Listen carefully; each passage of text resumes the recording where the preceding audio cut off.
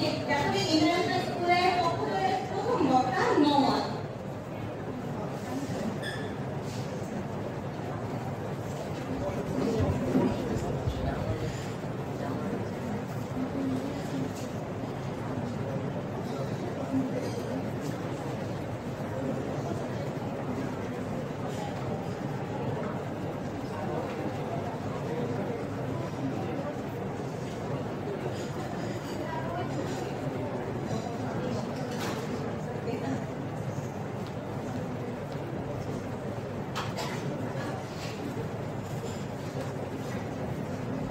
Catholic international স্কুলের প্রথম বক্তা আনিশা তাবাসসুম, দ্বিতীয় বক্তা নোমাল এবং তৃতীয় বক্তা বা দলনেতা আইরিন সুলতানা এবং বিপক্ষ দল মাতৃবীর সরকারি বালিকা উচ্চ বিদ্যালয়ের প্রথম বক্তা সাইরা ইসলাম বহরদার।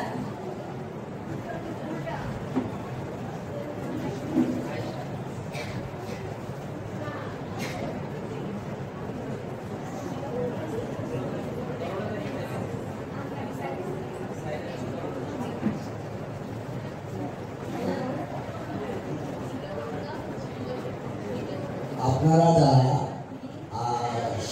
স্কুল থেকে শিক্ষক প্রতিনিধি এবং সম্মানিত শিক্ষক মন্ডলী আছেন, আপনারা এতে সামনের সারিতে এসে বসুন এবং সম্মানিত অভিভাবক যারা আছেন তারা সামনের চেয়ারগুলোতে এসে অনুষ্ঠানটি উপভোগ করেন।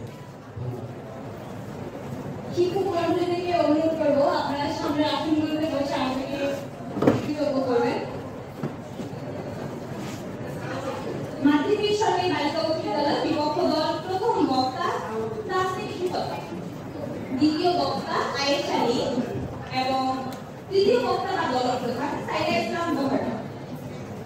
আমি প্রথমে আগে আমন্ত্রণ জানাচ্ছি, নিয়ম একই থাকবে, 4 মিনিট করে বক্তব্য দেবেন। 3 মিনিটের সতর্ক সংক্ষেপ, 4 মিনিটের চূড়ান্ত সংক্ষেপ প্রদান করা হবে এবং যুক্তি খণ্ডনের জন্য প্রতি দলের দল প্রধান 2 মিনিট করে সময় পাবেন। প্রথম মিনিটের সতর্ক সংক্ষেপ এবং দ্বিতীয় মিনিটে চূড়ান্ত সংক্ষেপ দেওয়া হবে। বিতর্কের বিষয় পরিবেশ দূষণ রোধে শুধু নীতিমালা নয়, সামাজিক সচেতনতা জরুরি। আপনাদের আমরা চমৎকার একটি বিতর্ক চেষ্টা করছি। প্রথমে আমন্ত্রণ জানাচ্ছি বিপক্ষ দলের প্রথম বক্তা আনিশা তাবাসসুমকে। আনিশা তাবাসসুম।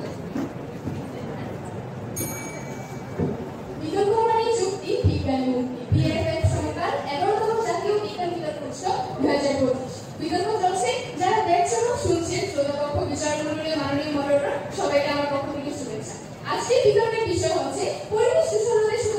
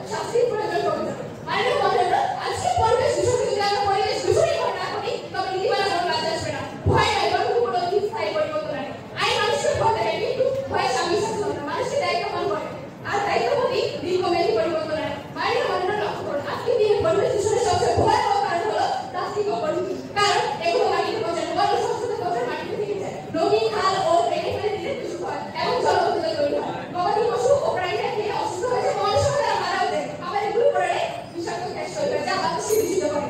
আজকের পৃথিবীতে প্লাস্টিক পরিবেশের সবচেয়ে বড় সূত্র এবং এর বিরুদ্ধে লড়াই কেবল আইন নয়, সামাজিক সচেতনতাই জড়িত। মাননীয় মডারেটর, প্লাস্টিক বিধিমতে প্লাস্টিক ব্যবহার করবে না, কিন্তু মানুষ অভ্যাস বদলাবে তখন যখন তারা বুঝবে প্লাস্টিক কতটা ক্ষতিকর এবং আমাদের জন্য কতটা ক্ষতিকর। তারপর মাননীয় মডারেটর, পরিবেশ দূষণের অন্যতম কারণ হিসেবে বিবেচনা করলে কার্বন নিঃসরণ সবচেয়ে বেশি উল্লেখযোগ্য, কারণ বর্তমানে কার্বন নিঃসরণের পরিমাণ অনেক বেশি। কার্বন নিঃসরণ আসলে হচ্ছে কি কারণ অতিরিক্ত গাছপালা কেটে ফেলা হচ্ছে, যেদিকে বাংলাদেশ একটি নারী সুস্থ দেশ, সেদিকে বাংলাদেশের তাপমাত্রা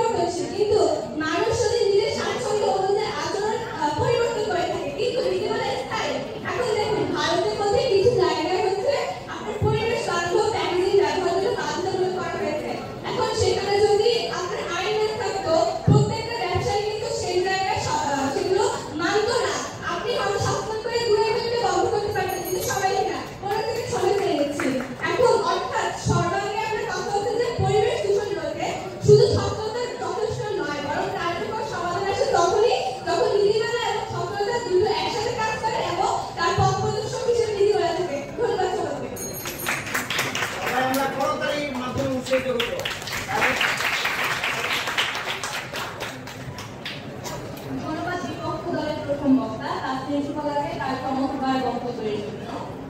এবার আমি হচ্ছে যে বিতর্ক একদম জমে উঠেছে, যদি দেখছি খুব ভালো করছেন, দেখা যাক শেষ পর্যন্ত কি হয়। এবার হচ্ছে যে আমি আমন্ত্রণ জানাচ্ছি পক্ষদলের দ্বিতীয় বক্তা নওয়াজকে। নওয়াজ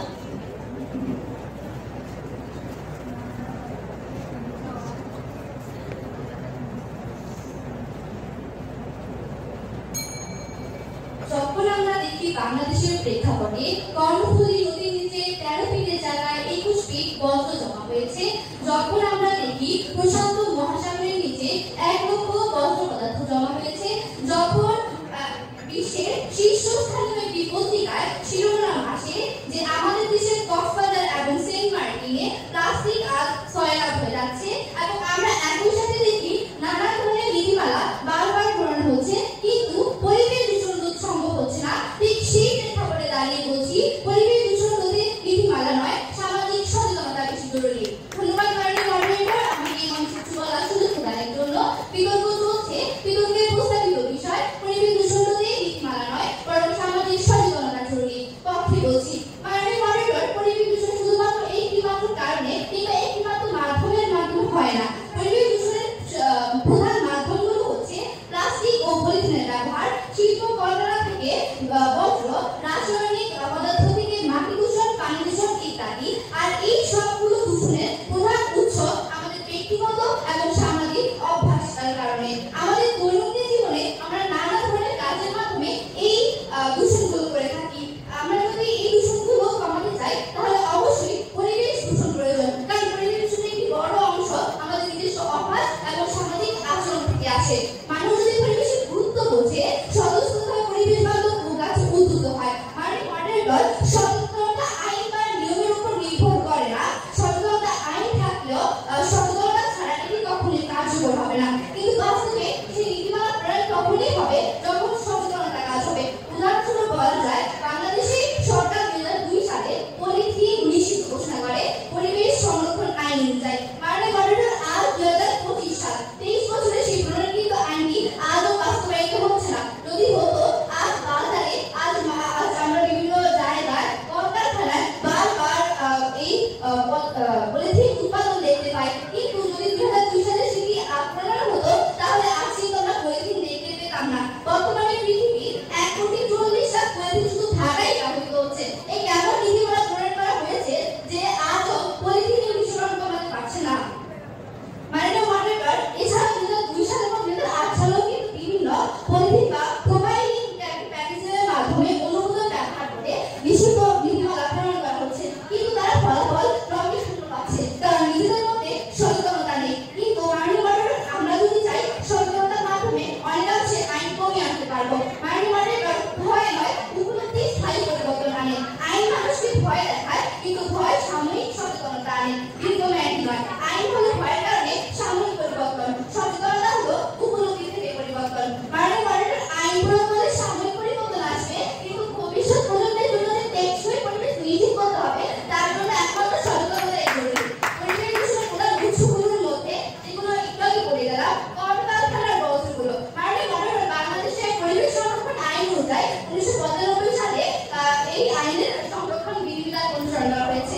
1997 সালে এর মান নির্ধারণ করা হয়েছে, যা মুসাফেট করি 100 গ্রামের বেশি নয়। মাননীয় মডারেটর, নীতিমালা থাকার পরেও আজও এটি বাস্তবায়িত হচ্ছে না, শুধু একমাত্র সচেতনতার অভাবে। মাননীয় মডারেটর, শব্দ দূষণ নিয়ন্ত্রণ বিধিমালা 2005 এ শব্দের সীমা নির্ধারণ করা হয়েছিল।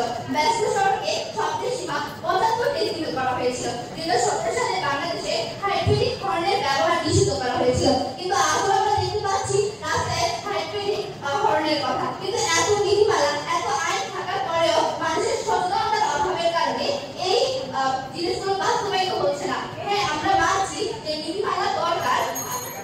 ধন্যবাদ মাননীয় মডারেটর, ধন্যবাদ সবাই।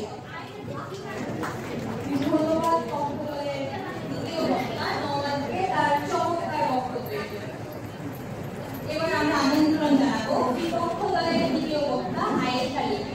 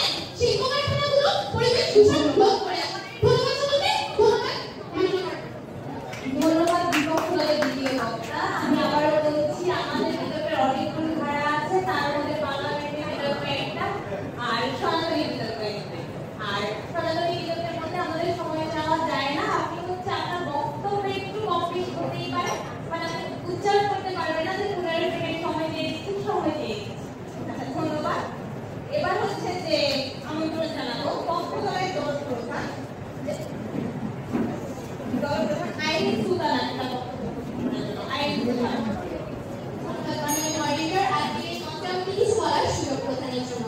আজকে আমার প্রতিপক্ষ দলের প্রথম বক্তা বলে গেলেন ট্রাফিক আইনের কথা, যে ট্রাফিক আইনের মাধ্যমে আমাদের ট্রাফিক নিয়ন্ত্রণ করা গেছে। কিন্তু আমি আজকে তাদেরকে বলতে চাই, ট্রাফিক আইন ট্রাফিকে একটি অপরাধ মনে করা হয়, কিন্তু আসলে আমাদের পরিবেশ দূষণকে কিন্তু একটি অপরাধ মনেই করা হয় না।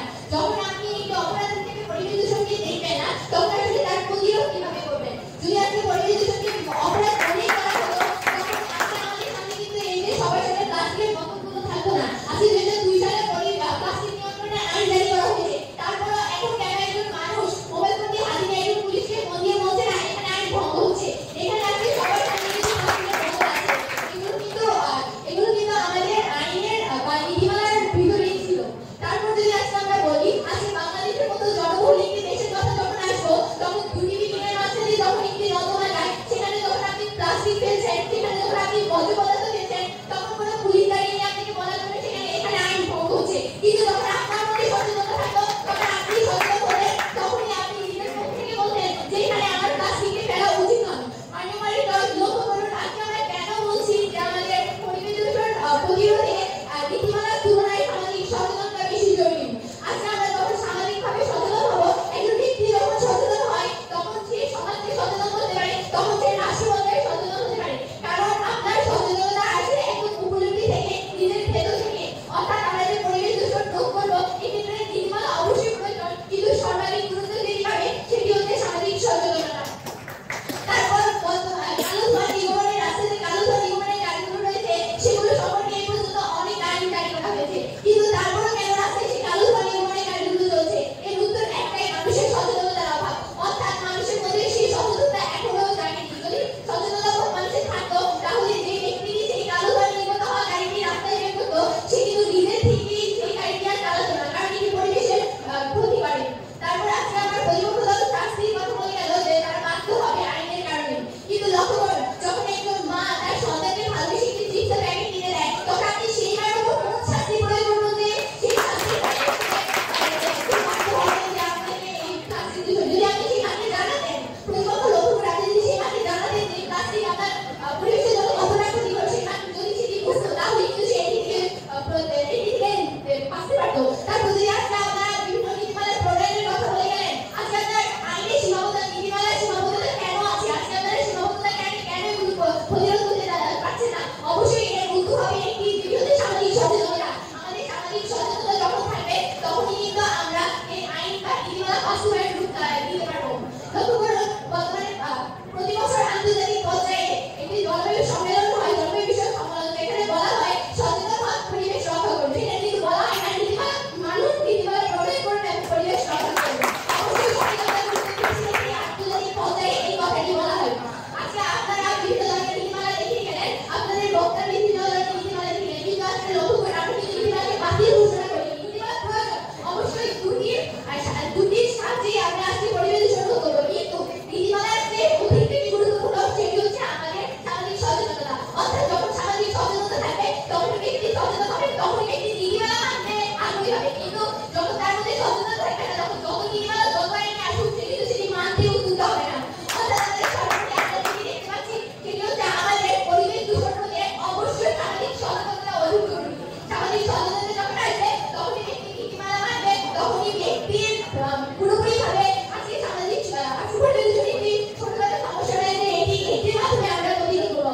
অর্থাৎ যখন আপনি সামাজিক সচেতন হবেন, আপনি ব্যক্তিগত সচেতন হলে তাহলে আপনি নীতিমালা মানবেন। আপনাদের নীতিমালা কিন্তু পরবর্তীতে আসে আগে সামাজিক সচেতনতা। ধন্যবাদ মাননীয় মডারেটর, ধন্যবাদ।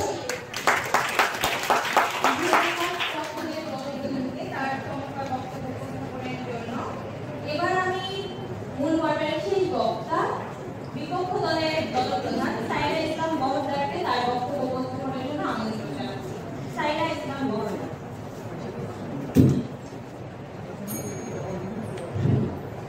মাননীয় সভাপতি, আজকে আমার বিরোধী দলের দলনেতা বলে গেছিল যে বিশ্ব জলবায়ু সম্মেলনে বলা হয় যে সচেতনতাকে গুরুত্ব দেওয়া হয়, এবং সেখানে কিন্তু মূলত বিভিন্ন বড় বড় দেশগুলো এই নেতৃত্বে এই ধরনের সম্মেলনটা হয়ে থাকে। এখন কথা হচ্ছে আমেরিকা, চীনের মতো দেশগুলো যেগুলো একটা সবচেয়ে বেশি কার্বন অনুসরণ করে আসছে, আপনি আসলে সেই সকল দেশগুলোর দিকে তাকিয়ে থেকে আপনি নিজের দেশের কথা চিন্তা করে যে চিন্তাটা ভুলে থেকে বসে থাকতে পারবেন না। আসলে আমাদের সচেতনতা মুভমেন্টের বিষয় তখন আজকে আমাদের দেশে 12টা পলিথিন কারখানা রয়েছে। সেই পলিথিন কারখানায় যারা কাজ করছে তারা নিজেদের সন্তানকে পড়াশোনা করানোর জন্য সেখানে খেটে খেয়ে কাজ করছে। আপনি তার কাছে গিয়ে পলিথিনে বিভিন্ন কুফলের কথা বলে বলে তাকে বোঝাতে পারবেন না। 1992 সালে ব্রাসেল কনভেনশনে মিটিংয়ে বলা হয়েছিল যে আমাদের সকলে সচেতন হওয়া লাগবে, কিন্তু তারপরে আমরা দেখতে পাই যে ন্যাশনাল জিওগ্রাফিতে দেখা যায় একটা সম্পূর্ণ বন আজকে প্লাস্টিকে আবৃত হয়ে মারাত্মক সম্মুখীন হচ্ছে। কেন হচ্ছে? সচেতনতা আগে ছিল। আপনারা বলছেন নীতিমালার ব্যর্থতার কথা। এখন আমরা বলে থাকতে পারি 1980 দশকের পর থেকে নানা ধরনের সভা সম্মেলন সেমিনার এগুলোর মাধ্যমে তো সামাজিক সচেতনতা সৃষ্টি করা হচ্ছিল। তাহলে কেন আজকে কেবলমাত্র সামাজিক সচেতনতার মাধ্যমে আপনারা পরিবেশ বিষয়টাকে রোধ করতে পারছেন না? যেহেতু আজকে আপনারা এটা মুখ্য হিসেবে নিচ্ছেন, আপনাদের দেখে যাওয়া উচিত ছিল যে সামাজিকভাবে সচেতন করার ক্ষেত্রে এটি একমাত্র পন্থা হিসেবে কাজ করবে, এটি নীতিমালা কোনো কাজ করবে না। দেখুন মাননীয় সভাপতি 2002-4 দিকে যখন আমাদের পলিথিন আইনটাকে বাস্তবায়ন করার জন্য কাজ করা হচ্ছিল তখন প্রায় 93,000 মেট্রিক টনেরও বেশি প্লাস্টিক বর্জ্য জব্দ করা হয়েছিল। কিন্তু ঠিক যে মুহূর্তে সেই নীতিমালাগুলোর বাস্তবায়ন করা হলো না কিংবা সেটা পরিমার্জন করা হলো না সময়ের সাথে সাথে তখন কিন্তু আসলে পরিবেশ দূষণ সেটা আসলে বৃদ্ধি পেতে থাকলো। দেখুন আজকে আমরা আমাদের দলীয় জায়গাটিকে শক্ত করার জন্য বেশ কিছু প্যারামিটার দাঁড় করিয়ে দিয়ে গিয়েছিলাম। সেই প্যারামিটারগুলো ছিল নীতিমালা কার্যকর হয় মূলত সচেতনতা, নীতিমালা কার্যকর হলে মূলত সচেতনতা বাস্তবায়ন হয়। দেখুন মাননীয় সভাপতি, আমার দেশে সবচেয়ে বেশি কার্বন কে করে বিভিন্ন কলকারখানা থেকে যে কাগজ ধোয়া বা বর্জ্য পদার্থ বের হয় সেগুলো এখন একটা কলকারখানার মালিক সে কিন্তু জানে প্লাস্টিক আসলে আমাদের পরিবেশে কত বাজে ধরনের প্রভাব ফেলছে, কিন্তু তারপরেও সেটা করে যাবে কারণ সচেতনতা কেবলমাত্র আবিও বিষয় হতে পারে। কিন্তু আপনি যদি সচেতনতা থেকে বের হন, সচেতনতাকে সাথে নিয়ে মূলত এই কংক্রিট ধারণাতে যেতে পারে, যে কংক্রিট ধারণাটা মূলত আইন নীতিমালা তৈরি করে দিচ্ছে সেখানে যেতে পারে, তাহলে কিন্তু প্রকৃত পক্ষে আপনার দেশের পলিথিনকে সম্পূর্ণরূপে নিষিদ্ধ করা সম্ভব না হলেও পরিবেশ সম্পূর্ণরূপে রোধ করা সম্ভব না হলেও আসলে কিছুটা হলেও বন্ধ করা সম্ভব হবে। আজকে তারা সচেতনতা নিয়ে এত বাণী দিয়ে গেলেন, কিন্তু আজকে তারা দেখলেন না আমাদের এসডিজি বাস্তবায়ন করার জন্য হাতে আছে আমাদের 5 বছর। এসডিজি 6টি ধারায় কিন্তু আজকে পরিবেশ দূষণ পাশাপাশি সম্পদের সংরক্ষণ সেগুলোর সাথে জড়িত। কিন্তু যখন আমাদের সময়ের পর থাকে আপনি 18 কোটি মানুষকে এটি আসলে বুঝাতে পারবেন না যে পলিথিন খারাপ। হ্যাঁ, সচেতনতা আপনাকে বলে যে পলিথিন খারাপ, পলিথিন ব্যবহার করা উচিত না, পরিবেশ সংরক্ষণ করুন, কিন্তু নীতিমালা আপনাকে দেখে দিচ্ছে কিভাবে আপনাকে পরিবেশ সংরক্ষণ করবে সেটা ধারাই যখন নীতিমালা করে তখন সেই নীতিমালা বাদ দিয়ে করা যায় না। আপনি এরকম নানা একটা উদাহরণ চেয়েছিলেন কেবলমাত্র নীতিমালার মাধ্যমে কিভাবে আপনারা এত বড় একটা জায়গাকে পরিষ্কার পরিচ্ছন্ন করতে পারেন। দেখুন আমাদের দেশে অ্যাসিড নিক্ষেপের যে ঘটনা সেটা আগে কিন্তু রকম হতো, কিন্তু আজকে সেই অ্যাসিড নিক্ষেপের ঘটনা কমে গিয়েছে। কারণ সেখানে আমাদের বিজ্ঞাপনের মধ্যে বলা হয়েছিল যদি বাড়ি ফেরাও হয় অ্যাসিড নিক্ষেপের কারণে 90 বছরের জরিমানা এবং কারাদণ্ড এবং মৃত্যুদণ্ড। এই মৃত্যুদণ্ডের ভয় থেকে হলো আসলে সেই অ্যাসিড নিক্ষেপের ঘটনাগুলো ধীরে ধীরে কমে যেতে লাগলো, এই বিচ্ছিন্ন একটি ঘটনাগুলো রূপ নিতে লাগলো। আসলে আমরা যদি এত বড় একটি ঘটনাকে কেবলমাত্র নীতিমালার মাধ্যমে বাস্তবায়ন করতে পারি তবে আমি এই বিষয়ে একদম পরিষ্কার যে পরিবেশ দূষণের মধ্যে একটি ক্ষেত্রকে আমরা নীতিমালার মাধ্যমে রোধ করতে পারবো।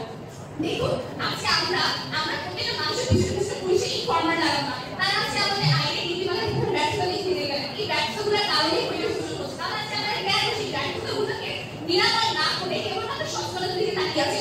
আপনি দেশের প্রত্যেকটা মানুষকে সচেতন করতে গেলে আপনার প্রচুর পরিমাণে জনশক্তি এবং জনবল লাগবে। এই কারণে আমরা যদি নীতিমালা এবং কংক্রিট ভাবে দাবিগুলো শান্তি গভর্নমেন্ট কাজ করতে পারি তাহলে সেই পরিবেশ দূষণের জন্য খুব পরিবেশ দূষণের নীতিমালা আজকে সপ্তাহ থেকে ধন্যবাদ বিপক্ষ দলের দলকে তার সংগঠনের বক্তব্য দেওয়ার জন্য। এবার হচ্ছে যে আমাদের নিখণ্ডনের মালা, নিখণ্ডনের সময় পাবেন 1 মিনিটে পূর্ব সংখ্যা দেওয়া হবে এবং 2 মিনিটে চূড়ান্ত সংখ্যা দেওয়া হবে। আমি প্রথমে আমন্ত্রণ জানাচ্ছি পক্ষ দলের দলপ্রধান আইরিন সুলতানা।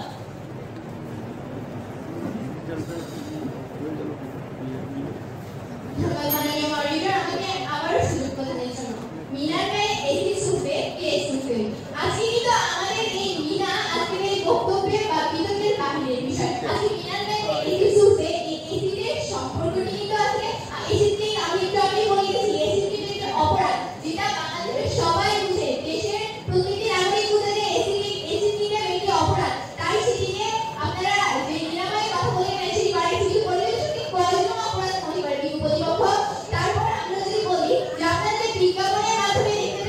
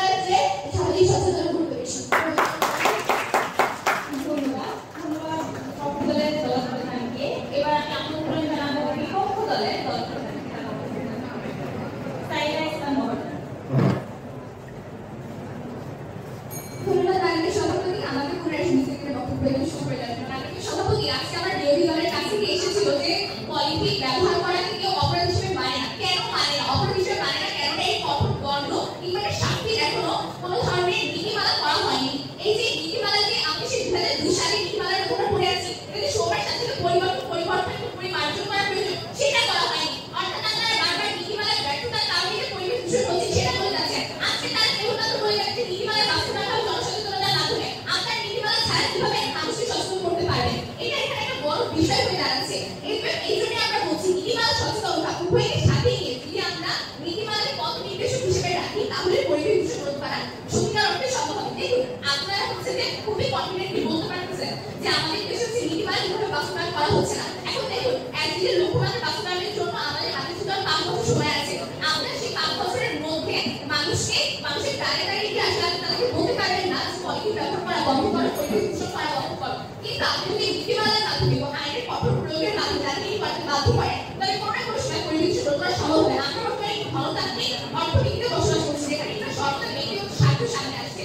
সুতরাং আপনি সচেতনতা বায়ু ধারণাকে নিয়ে সামনে এগোতে পারেন না। সচেতনতা আসবে মানুষের মধ্যে যদি কোনো ধরনের ধারণা না থাকে যে পলিথিন কত বাস্তবায়ন থেকে ক্ষতিগ্রস্ত করতেছে কিংবা এর জন্য শাস্তি কি রূপ, সেটা সম্পর্কে সে যদি না থাকে, তাহলে তার কিছু দায়বদ্ধশীলতা সৃষ্টি হবে না। এবং যখন সেই দায়বদ্ধশীলতার সৃষ্টি না হয়, তখনই কিন্তু আমরা পলিথিন কিংবা প্লাস্টিক ব্যবহারকে অপরাধ হিসেবে গণ্য করি না। এবং এই জন্য কিন্তু আসলে নীতিমালার যে একটা কঠোর প্রয়োগ সেটা প্রয়োজন। আজকে তারা সচেতন করার জন্য একটা কথা বলছে, আপনার নীতিমালার অর্থাৎ কিন্তু থাকে যে বর্জ্য পরিশোধক প্ল্যান কিংবা বিভিন্ন পত্রিকা দেওয়া হবে। এখন আপনি কিভাবে একটা মানুষের কাছে গেছে সেগুলো ছড়িয়ে দিবেন, সেই সম্পর্কে আপনাদের কাছে কোনো ধরনের কাঠামো আসেনি। আপনাদের কাছে যদি কোনো ধরনের কাঠামো থাকে, তাহলে আমরা কেন করে নিব যে জনসচেতনতা পরিবেশ রোধে একটা প্রধান হাতিয়ার হিসেবে কাজ করছেন বা আপনি সভাপতি। এর জন্য আজকে আমরা বলছি যে পরিবেশ দূষণ রোধে নীতিমালা, সাংসচেতনতা উভয়